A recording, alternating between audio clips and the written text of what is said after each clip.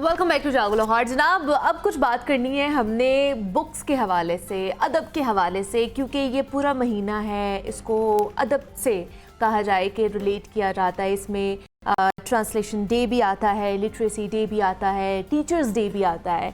तो क्योंकि एक तो ये बड़े इम्पॉर्टेंट डेज़ हैं, दूसरा कि आज मौलाना रूमी की जनाब सालगिरह मनाई जा रही है, 1207 की उनकी पैदाइश है।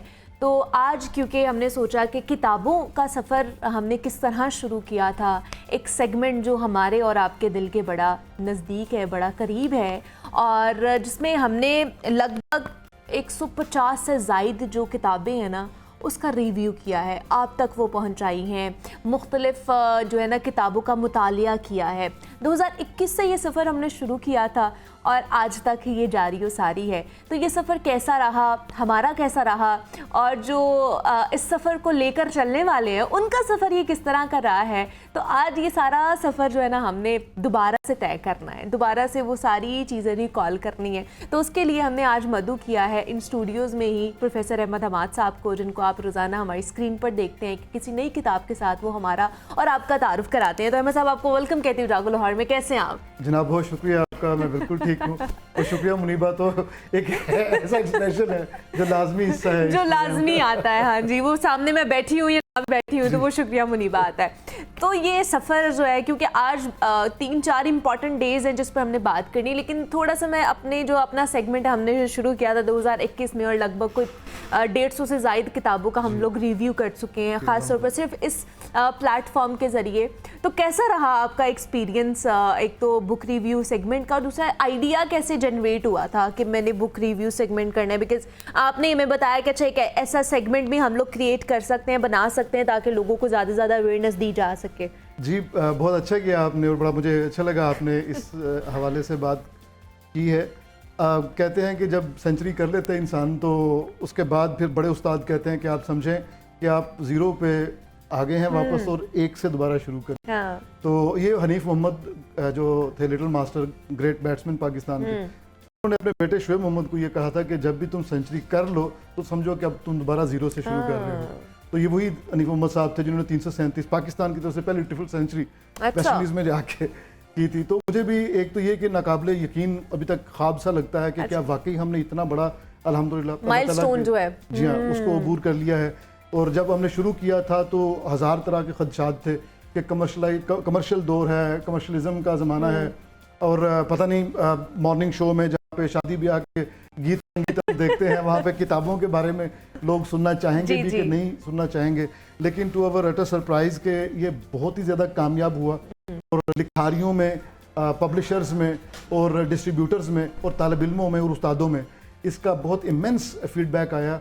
और मुझे हैरत होती है कि यहाँ पे अभी भी आपके यहाँ स्टूडियो के जो हम मतलब बिहाइंड द स्टूडियो जो जगह है वहाँ पर ढेर लगा होता है किताबों का, उसमें से फिर हम मुंतखब करते हैं, और चंद ऐसी किताबें जिन पे वाकई बात होनी हो उसको हम फिर नाजरीन के सामने रखते हैं। तो अभी तक तो ये नाकाबिले यकीन है कि अल्हम्दुलिल्लाह 150 से ज़ायद है। और नवंबर, जैसे कि आपने फरमाया, नवंबर 2021 में हमने इसको शुरू किया था। उस वक्त फैसल सईद साहब होते थे प्रोड्यूसर, और उनके साथ एक प्रोग्राम किया हमने जावेद नामा पे, अल्लामा इकबाल का वो महीना था। तो मैंने बाहर निकल के कहा, मैंने कहा फैसल क्यों ना ऐसा करें कि हम जैसे आज जावेद नामा को डिस्कस किया है तो सिर्फ 5 से 5.5 मिनट का एक सेगमेंट औसतन इतना होना चाहिए जिसमें नाजरीन का सांस भी ना फूले, हमारा सांस भी ना फूले, और हम एक क्रक्स पेश कर दिया करें किसी अहम किताब का। तो हमने कैटेगराइज किया उस वक्त, हमने कहा कि जो ग्रेट मास्टर्स की किताबें हैं हफ्ते में कम से कम एक वो शामिल करेंगे लाजमी, जिसका कि आपने देखा कि हमने दोस्तोयस्की की किताबों को शामिल किया, हमने अपने अशफाक अहमद की किताबों को शामिल किया, तारिक साहब की किताबों को, गोरकी की किताबों को, और इस तरह के जो अजीम लोग हैं उनकी किताबों को हम लाजमी शामिल करते हैं। एक बात। दूसरा ये कि जो एग्जिस्टेंस इस वक्त जो एग्जिस्टिंग राइटर्स हैं उनका जो बड़ा काम है उसको हम लाजमी डिस्कस करते हैं, और तीसरे नए लिखारी उनको डिस्कस करते हैं। तो इस तरह हमने कैटेगराइज किया हुआ है, और नाजरीन महसूस करें या ना महसूस करें उनको हम एक तरीके से ग्रेट मास्टर्स की तरफ भी लेके आते हैं, और आज का जो लिखारी है कंटेम्प्रेरी राइटर्स उनकी तरफ भी लेके आते हैं, और वो जो नए बिल्कुल नोवारद नोखेज लोग हैं उन तक भी लेके आते हैं। तो ये बड़ा ही एक्साइटिंग है। उसके बाद मसूद साहब ने इसको कंटिन्यू किया, और अब गुलशेर साहब इसको कंटिन्यू कर रहे हैं। तो अल्हम्दुलिल्लाह मेरा ख्याल है पढ़े लिखे लोग हैं, आप प्रोड्यूसर भी पढ़े लिखे हैं, उन्होंने इनकी अहमियत को, हर प्रोड्यूसर ने इनकी अहमियत को समझा, जी हाँ, और इसको हम कंटिन्यू कर रहे हैं। और मैंने भी डेडिकेशन के साथ, आप देखें, 1000 आंधी तूफान आए, बारिश हो, पहुंच जाते हैं आप वो रिकॉर्डिंग के लिए। मैं ये कहूँगी कि भाई जो मर्जी हो, बाहर जिस तरह का मर्जी सिचुएशन हो, ट्रैफिक ब्लॉक हो, कुछ भी हो, अहमद साहब पहुंच जाते हैं अपने टाइम पे और वो कहते हैं जी मैं तो रिकॉर्ड करके जाऊंगा, उसके बाद जो मर्जी हो। बिल्कुल, उसके बाद आपके और प्रोड्यूसर साहब के हवाले के आगे अल्लाह मालिक है। अच्छा, मज़े की बात यह है कि ये जो सफ़र है, एक हफ्ते के बाद या 1.5 हफ्ते के बाद जब हम आते हैं और अगली 5 किताबों को रिकॉर्ड करवाते हैं, तो उस 1-1.5 हफ्ते में मैं क्या करता हूँ, ये बड़ी एक इम्पॉर्टेंट बात है, मज़े की बात है। तो मेरा तरीक़ाकार ये है कि जो किताबें हमने मुंतखब करनी होती हैं अगले हफ्ते के लिए, तो मैं यहाँ से ले जाता हूँ। अच्छा। शुरू में तो मैंने खुद जो ख़रीदी हुई थी किताबें मेरी अपनी लाइब्रेरी में, वो मैं लेके आता था, क्योंकि अभी यहाँ पे आना शुरू नहीं हुई थी।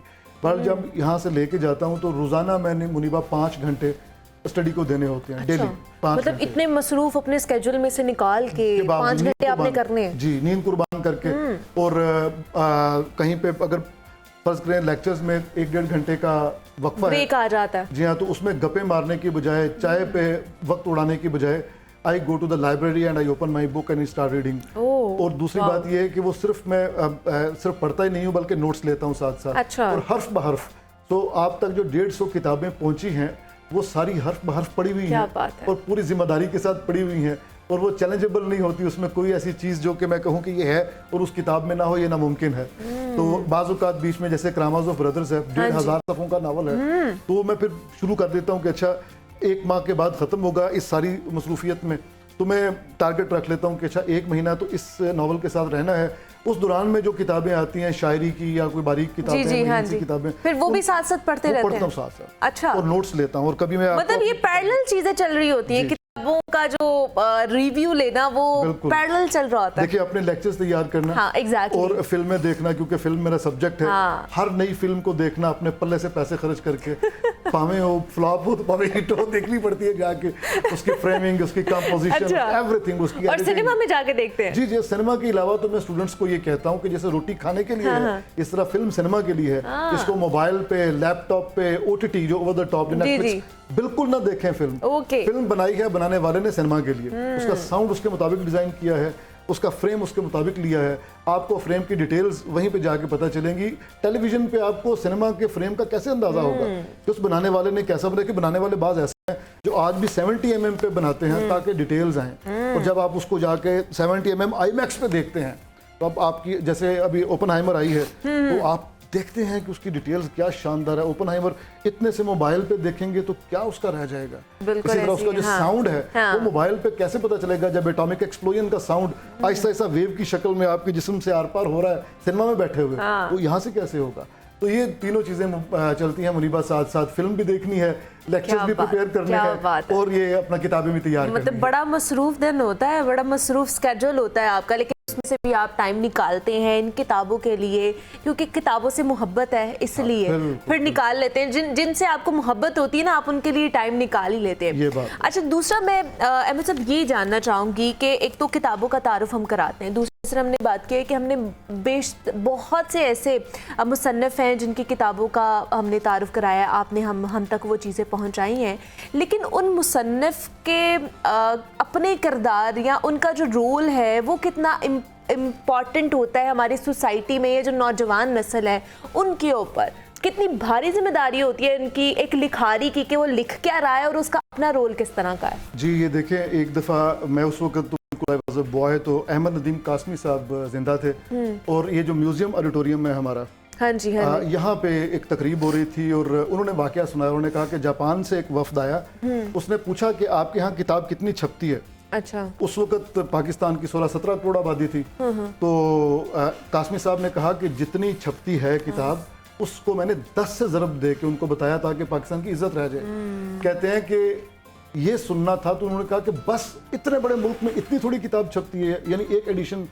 तो कासमी साहब ने आगे हंस के कहा कि अगर मैं उनको हकीकी सूरत-ए-हाल बता देता तो उनकी तो हरकतें कल भी बंद हो जाती। बिल्कुल ऐसे है जी।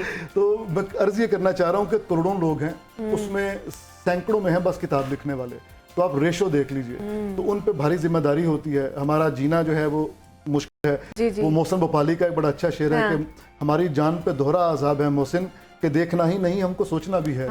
तो हमें कोई छोटा कोई किसी च्यूंटी पर कोई जुल्म कर रहा हो तो हमें उस पर भी आहें भरते हुए आप देखेंगे। और हमने बड़े बड़े जो ताइफे होते हैं और वो जो बड़े बड़े ये जो इस वक्त SDGs हैं और माहौलियात जितना उसका मसाइल पैदा हो रहे हैं ग्लोबल वार्मिंग के, उस पर भी हमने लिखना होता है। जी हाँ, तो ये है, हमारी जिम्मेदारी तो बहुत है। अलबत्ता इससे मुझे एक वाकया ज़रूर याद आता है कि जो लिखारी हैं बहुत अच्छे अच्छे, वो हमारे प्रोग्राम में भेजते भी हैं। हाँ जी, अपनी और बाज़-औक़ात नाखुशगवार वाक़यात भी होते हैं। अच्छा, उसमें बड़ा दिलचस्प वाक़या, क्या ऐसा कौन सा वाक़या हुआ? एक वाक़या ऐसा हुआ कि एक हमारे दोस्त ही हैं, मैं नाम नहीं लूँगा उनका, उन्होंने भेजे मुझे अफसाने जो फ्रांसीसी के तर्जमे पे मबनी थे। अच्छा। और मौपस्सां के अफसाने थे वो। तो मैंने उनको जो है ना, सॉरी, D.H. लॉरेंस के अफसाने थे, अंग्रेज़ी से फिर उर्दू ट्रांसफ़र हुई थी उसकी ट्रांसलेशन। तो मैंने वो जब पढ़े तो मुझे कुछ ट्रांसलेशन अच्छी नहीं लगी। अच्छा। मैंने दयानतदारी के साथ उस पर तबसरा कर दिया। मैंने कहा इसमें फलां फलां कमियां अगरचे बहुत अच्छे हैं, हम तक D.H. लॉरेंस पहुंच गया है, D.H. लॉरेंस की ये खसूसियात हैं। ज़ाहिर है लॉरेंस को हमने बचपन से पढ़ रखा है, तो हमने कहा कि ये खसूसियात है, लेकिन उर्दू में वो चीज़ नहीं आई। नहीं जनाब, मैंने खुशी से उसी के दोस्त मेरा खुश होगा, 90-95% तारीफें थी जी, सिर्फ ये 5% तनकीद थी। अच्छा। मैंने जब ये आपका ऑनर हुआ तो ये मुझे भेजा प्रोड्यूसर साहब ने, मैंने उसको सोशल मीडिया पे अपलोड किया और उसको टैग भी कर दिया। उसने मुझे ब्लॉक कर दिया। उसको बुरा लगा, ये तनकीद सुनने का हौसला नहीं पैदा हुआ कि भाई तूने ऑन एयर बैठ के ये कह दिया कि इस किताब में ये खामी ये बोलते। मैं कहा अच्छा, भी बड़ी मेहरबानी, लेकिन ये कभी कभार होता है ऐसा, यानी वंस इन अ अभी अनब्लॉक हो गए हैं कि ब्लॉक दिए? नहीं ब्लॉक अभी तक ब्लॉक है। चले, हम कहते हैं चले अनब्लॉक करने, कोई बात नहीं, हो जाता है। दोस्तों में तो मेरे ख्याल से ये ज्यादा होती है कि आप अच्छे तरीके से किसी को बता सकते हैं कि आप में ये खामी है। देखिए, मेरी जो वफादारी है वो दोस्तों के साथ तो है ही, लेकिन किताब के साथ ज्यादा है। तो मैं I remain loyal to the books. तो मैंने कहा कि उसमें ये प्रॉब्लम है, उर्दू दान तबका D.H. लॉरेंस का असल चेहरा क्यों ना देखे, मेरा ये मसला था। मैंने वो बयान कर दिया था, जिससे वो भाई साहब नाराज हो गए। हो जाते हैं, चलें, कोई बात नहीं। 150 में से एक चांस ऐसा हुआ। तो 149 वाले। लेकिन क्या कभी मतलब कोई नेगेटिव फीडबैक भी आया है? मतलब ये तो एक ऐसा वाकया है ना, कभी सोशल मीडिया पर या कभी वैसे ही कोई नेगेटिव फीडबैक भी आया हो इस हवाले से? हाँ, आप जिसको फ्लैक्स कह सकते हैं वो अलबत्ता है। वो ये जरा करेक्टिव एक सजेशन थी। अच्छा। उन्होंने कहा कि आप इसको ज़्यादा इंटरैक्टिव बनाएं, बजाय इसके कि आप खुद बात करें, आप इंटरैक्टिव बना लें इसको समहाउ। तो मैंने कहा हाँ, इस पे हम डिज़ाइन पे सोच सकते हैं, लेकिन फिल वक्त ये है कि हमारे पास चूंकि वक्त बड़ा महदूद होता है, सेगमेंट्स काफ़ी सारे होते हैं, तो हमने एक जिहाद की सूरत में इसको लेके चलने का एक जो बीड़ा उठाया था, अल्हम्दुलिल्लाह उसको लेके चल रहे हैं। तो ये है, नेगेटिव फीडबैक एज सच कभी भी नहीं आया। ये ज़रूर होता है कि बाज़ औक़ात मुझे प्रॉब्लम हो जाता है कि दोस्त फ़ोन कर रहे होते हैं कि यार मैं किताब भेजी सी, की बनया। अच्छा, तो बाज़ औक़ात इस मयार की नहीं होती। अच्छा। तो उस सूरत में फिर क्या किया जाए? बाज़ औक़ात ऐसा भी होता है कि एक किताब उन्होंने भेजी, मैंने उसका तारुफ करवा दिया 2.5 मिनट में। आपको पता है, आप बल्कि खुद ऐलान करती हैं कि बुक शेल्फ के नाम पे भी हम कभी कभार सेगमेंट करते हैं, जिसमें 2 किताबें इकट्ठी करवा देते हैं। तो उसमें एक भेजी, जब वो चल गया, वो खुश हुआ, उसने दूसरी किताब भेजी। अब मैं ज़ाहिर है पहले ही मुश्किल से चलाया उसको, तो जब दूसरी किताब भेजी तो उसको नहीं चलाया, तो उससे नाराज़गी पैदा हो गई। तो ये हो जाता है बाज़ औक़ात, इस तरह का नेगेटिव फीडबैक आ जाता है। नेगेटिव आ जाता है। अच्छा, दूसरा ये मुझे लगता है कि हम लोग इसलिए भी ज़्यादा उस किताब को डिस्क्लोज नहीं कर सकते, फिर लोग पढ़ेंगे नहीं ना उसको जाके।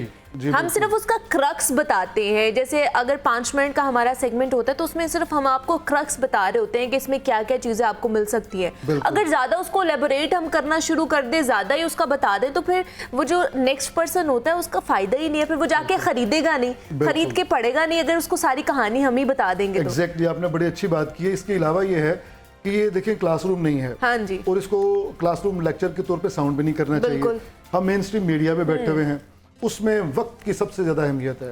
वो रन अगेंस्ट टाइम। एग्जैक्टली। तो हमारी रेस जो है वो टाइम के अगेंस्ट होती है। तो उसमें ये जो क्रक्स, जैसे आपने फरमाया, बिल्कुल बिल्कुल दुरुस्त बात है आपकी, कि इसमें यही है, हमने महदूद से वक्त में उसका क्रक्स, उसका न्यूक्लियस सामने रखना होता है कि ये है। पिछले दिनों में हमने क्राइम एंड पनिशमेंट पे पेश किया। एग्जैक्टली, हाँ जी। और वो एक शाहकार नावल है दोस्तों इसकी, कारामाज़ोव ब्रदर्स के बाद।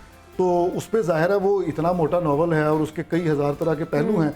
तो उसमें भी कहानी बयान करने के बाद सिगमंड फ्रॉइड, जो कि बाबाए जदीद नफ्सियात है, उसने उससे क्या असरात कबूल किए और उसकी जो अपना क्राफ्ट है हमने उस पर बात कर दी।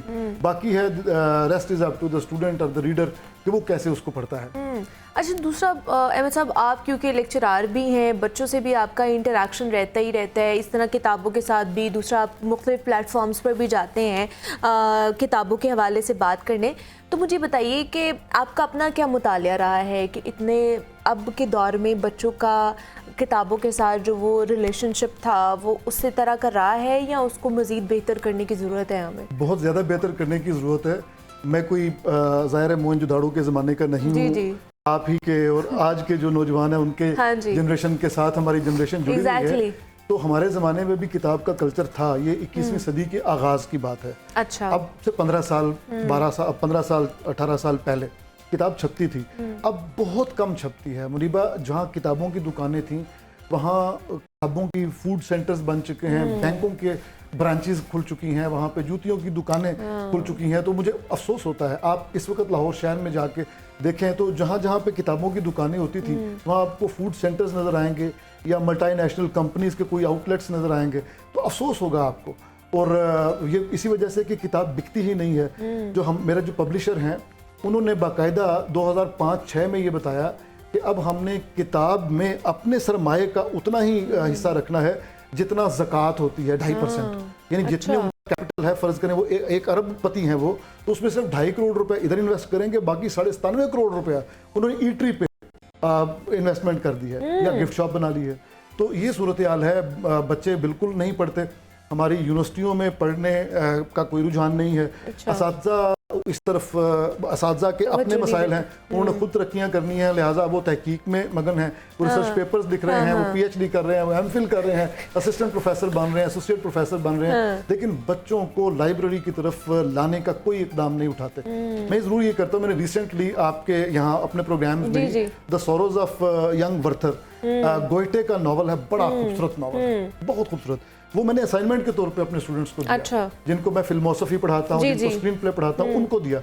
मैंने कहा बेटे ये पढ़ के आए, ये 1770-73 का लिखा हुआ नावल है और आपने जदीद ज़माने में इसको रिलेट करना है, बिल्कुल वैसे ही जैसे इम्तियाज़ अली ने हमारे हमसाये मुल्क में लैला मजनू को रिलेट किया और कश्मीर में जाके शूट किया और जदीद ज़माने का मोबाइल पे फोन करने वाला मजनू बनाया और लैला बनाई। क्या शानदार फिल्म बनाई, देखिए आपके साथ के दिल में बैठ जाती है। मैंने कहा इस तरह का एक्सपेरिमेंट आप क्यों नहीं कर सकते? अच्छा। अब सॉरोज ऑफ यंग वर्थर, आप में कोई यंग वर्थर नहीं है, कोई आपको कोई इंसान अच्छा लगे तो आपके रोज़ो शब्द जो हैं वो बिल्कुल बदल नहीं जाते। यही फितरत जिससे आपको प्यार होता है, जब आप किसी इंसान की मोहब्बत में गिरफ्तार होते हैं तो इसी फितरत से आप नफरत करना शुरू कर देते हैं, क्योंकि वो आपका पसंदीदा इंसान आपके साथ नहीं है। बिल्कुल एक टर्न अराउंड हो जाता है। आप में आज वो बच्चे पैदा नहीं होते हैं, वो इंसान पैदा होते हैं। अच्छा। लेकिन उस तरह से वो इजहार नहीं कर पाते, लिख नहीं पाते उस तरह से। तो मैंने ये असाइनमेंट दिया, मैंने कहा आपने लिखना है, इसका स्क्रीन प्ले लिखना है, हम इसी पे फाइनल अपनी फिल्म बनाएंगे। तो मैंने उनको फाइनल प्रोजेक्ट दिया हुआ है, वो गोयटे का यही द सॉरोज ऑफ यंग वर्थर है। अच्छा। लेकिन इसकी अडेप्टेशन है, वो जदीद ज़माने के मुताबिक करेंगे। यूनिवर्सिटी गोइंग गर्ल होगी, यूनिवर्सिटी गोइंग बॉय होगा, आज के ज़माने के उसके मसाइल होंगे और आज की बहसें होंगी सारी। चले, अच्छी बात है। मेरे ख्याल से best of luck to them कि वो अच्छा कर सके इसके ऊपर, क्योंकि जिस तरह हम अदब के हवाले से बात करें अहमद साहब, तो आज मौलाना रूमी की सालगिरह भी है, तो उस हवाले से भी मैं चाहूँगी कि थोड़ा बहुत हम बता सके अपने देखने वालों को उनके बारे में, उनकी शख्सियत के बारे में, उनकी किताबों के हवाले से, उनकी फ़िलासफ़ी के हवाले से। बिल्कुल। अच्छा, नौजवानों को अगर मौलाना रूम के बारे में पढ़ना है तो बेहतरीन आजकल एक नावल है अलिफ शफक का, 40 रूल्स ऑफ लव। बहुत शानदार नावल है। हमने उस नावल पे अपने इसी प्रोग्राम में भरपूर तबसरा भी पेश किया था। वो उर्दू में भी मौजूद है, अंग्रेजी में भी मौजूद है, असल में वो टर्किश ज़बान में है। तो उसमें हज़रत मौलाना रूम का जो ताल्लुक़ है अपने मुर्शद के साथ, मौलाना शम्स तबरेज़, उनके साथ वो बड़े शानदार तरीके से उस खातून ने लिखा है। एक खातून है जो कि किसी पब्लिशिंग इदारे में एडिटर की फ़राइज़ सर अंजाम देती है, प्रूफ रीडर के बेसिकली। उसको एक नावल आता है, यहाँ से वो शुरू करती है। वो लड़की जो है वो 2008 में बैठी हुई है, नावल का कैरेक्टर, और वो उसकी शादी अपनी भी टूटने वाली है, उस बिल्कुल मोड़ पे पहुंची हुई है कि शादी टूटने वाली है। वो मौलाना रूमी का ये जब कहानी सारी पढ़ती है तो उसको अपनी ज़िंदगी का फैसला करने में आसानी होती है। तो फ्लिप फ्लॉप है 800 सालों का, 2008 और उसके बाद फिर मौलाना रूम पे, ये जो 1200 का दौर है। बड़ा शानदार नावल है, वो पढ़ना चाहिए। मतलब वो पॉप फिक्शन में आता है, पढ़ना चाहिए। मौलाना रूम की जहाँ तक ताल्लुक है तो वो अल्लामा इकबाल के मुर्शिद थे और मोहब्बत के बारे में कहते थे कि वो ए तबीब जुमला इल्लत हायमा, आपकी जिस्मानी रूहानी जिस तरह की बीमारी है उसका जो मरहम है वो इश्क के अलावा कोई नहीं क्या है। बात, और क्या इश्क बात। हकीकी है और वो शानदार आदमी थे, क्या बात है क्या उनकी। खूबसूरत। और उन्होंने अपने उस्ताद को खुद गजलियात लिखी और सारी गजलियात एक जगह पे इकट्ठी करके जो दीवान शाया किया वो अपने उस्ताद के नाम पे दीवान शम्स तबरेज़ी लिख दिया उस पे। तो दीवान शम्स तबरेज़ी की गजलें नहीं है, मौलाना वो की। मौलाना रूम की गज़लें हैं। ठीक है जनाब, अदब के हवाले से आज हम बात कर रहे थे, किताबों के हवाले से हम बात कर रहे थे और अपना जो बुक रिव्यू का हमारा सेगमेंट है हमने स्टार्ट किया हुआ था 2021 से 2023 का जो सफ़र है हमने वो तय करने की कोशिश की है। अहमद हमाद साहब हमारे साथ मौजूद थे।